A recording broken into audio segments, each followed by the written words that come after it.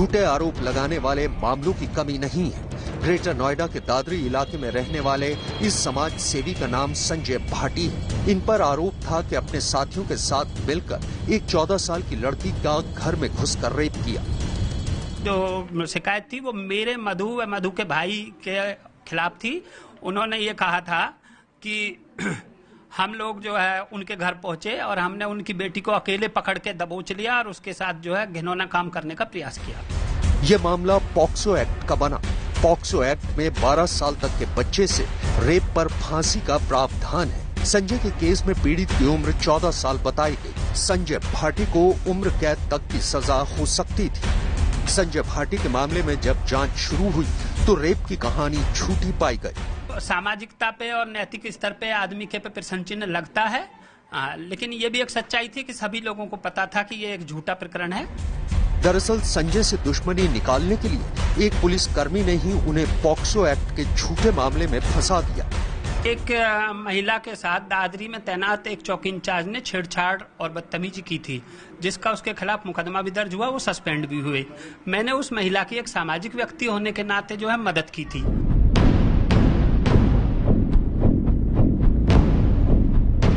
यही वो महिला है जिसकी मदद करने का अंजाम संजय भाटी को भुगतना पड़ा। महिला का दावा है कि बदला लेने के लिए ही दारोगा ने संजय भाटी को फंसाया था। दरोगा के खिलाफ उसने मेरे साथ बदतमीजी की थी, छेड़छाड़ की थी, जिसका मतलब कि मैंने विरोध किया था और जो मुकदमा दर्ज हुआ तो उसी के बदले में उस दरोगा ने अपनी महिला मित्र से ये सब करवाया। नमस्कार साथियों, मैं संजय भाटी आज आपको पत्रकारिता के बारे में कुछ बताना चाहता हूँ।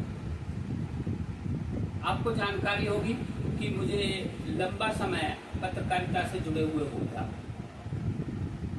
जब मैं पत्रकारिता में आया था तो मैंने कई दूसरे अखबारों और टीवी चैनल्स वगैरह के साथ मिलकर के काम किया, उनके पत्रकारों के साथ मिलकर के काम किया। तो मुझे वहाँ लगा कि ये लोग गलत हैं और इसलिए मैंने सोचा कि मैं खुद का एक अखबार निकालूं और उसमें अच्छे लोगों को लेकर के चलूँगा। समाज में बहुत सारे अच्छे लोग हैं, बहुत सारे अच्छे पत्रकार हैं। मेरी सोच थी, मैंने यही सोचा और मैंने अपना एक अखबार 2006 की शुरुआत में शुरू कर दिया। लेकिन उसमें मेरे साथ बहुत सारे लोग जुड़े। कोई 2 दिन के लिए जुड़ता, कोई महीनों के लिए जुड़ता, कोई 2-4-6 महीने के लिए जुड़ता, कोई साल 2 साल के लिए जुड़ता। लेकिन धीरे धीरे मुझे पता लगता कि उन सब की सोच पत्रकारिता से अमीर होने की, पत्रकारिता से धन कमाने की है। मैं उन्हें रोकता, मैं लगातार कोशिशें करता कि भाई वो इन नीतियों पे ना है जिन पे दूसरे लोग हैं, जिन पर बड़े बड़े अखबार, टीवी चैनल और पत्रकार चल रहे हैं। मैं उनसे कुछ अलग हटके करने के लिए आया था। समाज में ये सोच करके आया था कि कुछ अच्छा करूं। लेकिन बदकिस्मती अधिकांश लोग या तो अपना मतलब निकालने के लिए मेरे पास आए या फिर कुछ दिन के लिए मेरे साथ लगे, सीखे और कानूनी चीज़ों को सीखने की या सिखाने की जैसे ही मैं कोशिश करता तो वो उन्हें नहीं सीखते थे, क्योंकि उनका मतलब ही उन बातों से नहीं था। उनका मतलब था कि केवल पत्रकारिता का ठप्पा लग जाए और उनको लोग पत्रकार कहने लगे और वो पत्रकारिता के नाम पर क्षेत्र में जाकर लूट जाए। एक प्रक्रिया ये भी चलती रही कि जो लोग मेरे साथ लगते उन्हें किसी भी तरीके से लोग हटा देते, क्योंकि मैं जो पूर्व में दूसरे अखबारों में, टीवी चैनलों में या बड़े बड़े संस्थानों में जो काम कर रहे थे पत्रकार, मैं उनके चिट्ठे खोलने का काम शुरू से ही करता रहा हूँ। इन चिट्ठे खोलने पर मुझ पर कई बार मुकदमे भी दर्ज हुए हैं।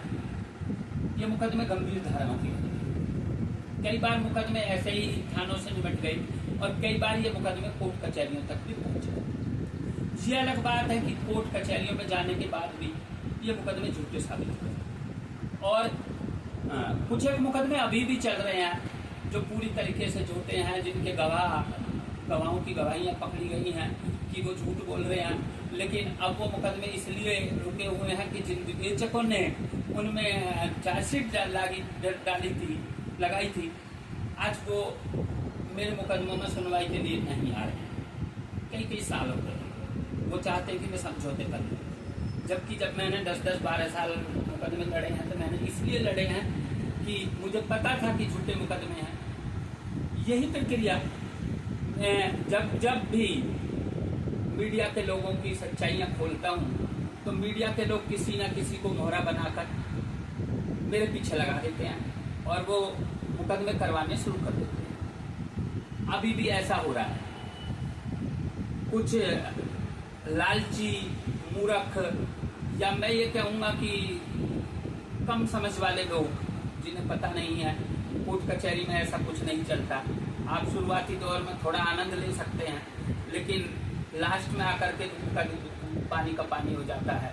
और मुझे 12-12 साल, 15-15 साल मुकदमे लड़ने की आदत हो गई है।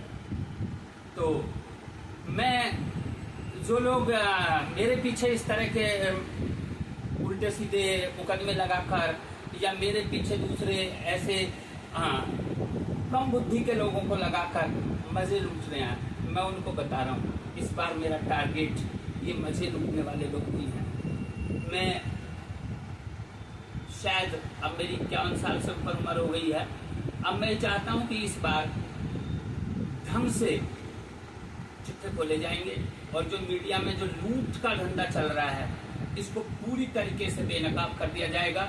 मुझ पर इस बात का कोई फर्क नहीं पड़ेगा कि मैं जेल जाऊं या जेल से जा करके फिर आऊं। इस बार मैं 5 से 7 साल जो काम करने के मूड में हूं। मैं ना तो अपने साथ बहुत सारे पत्रकारों को लेकर चल रहा हूं, ना जो पत्रकारिता में मेरे दोस्त थे मैंने वो सब दरकिनार कर दिए हैं, एक किनारे बैठा दिए हैं, क्योंकि मेरी दोस्ती के नाम पे भी मेरे नाम को भुनाया गया और मेरे नाम पे दबंगई की गई और उस दबंगई पे अवैध उगाइयों का साम्राज्य खड़ा किया गया।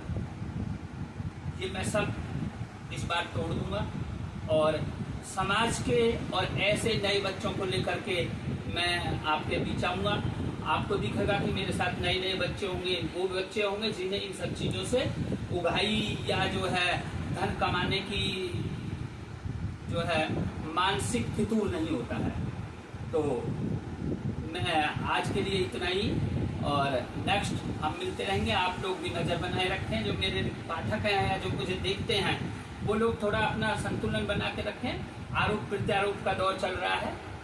कुछ चीजें कुछ समय में ही वो हो जाएंगी, क्लियर हो जाएंगी। मुझ पर हमेशा छेड़छाड़ के और महिलाओं के जब लोग मुझसे सीधे नहीं लड़ पाते हैं, कानूनी तौर पर नहीं लड़ पाते हैं या गलत होते हैं, तो वो हमेशा से ही कभी मुझ पर पॉस्को एक्ट लगवाई जाती है, कभी मुझ पर जो है छेड़छाड़ लगवाई जाती है, कभी लूट और चैन स्केचिंग लगवाई जाती है।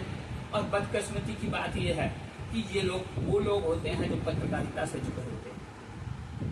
तो इस बार मैं सबसे ये कहना चाहता हूँ कि उन लोगों को तमाशा नहीं देखने दूंगा जो पीछे से बैकग्राउंड में खेल कर बड़े बड़े रंगीन अखबार निकाल रहे हैं और लूट मचा रखी है। जो लूट में जुड़े हुए हैं, जिनका अखबार का काम होता है, मीडिया का काम होता है समाज के लिए काम करना, जिनका 2% भी समाज के लिए काम नहीं है, केवल और केवल धन की, सरकारी पैसे की लूट में लगे हुए हैं, पब्लिक की लूट में लगे हुए हैं, अवैध पैसे की उगाही में लगे हुए हैं, ऐसे लोगों को इस बार बिल्कुल से बेनकाब कर दूंगा। और इसी के साथ मैं नमस्कार करता हूं अपने सभी दर्शकों से और जय हिंद, जय भारत, नमस्कार।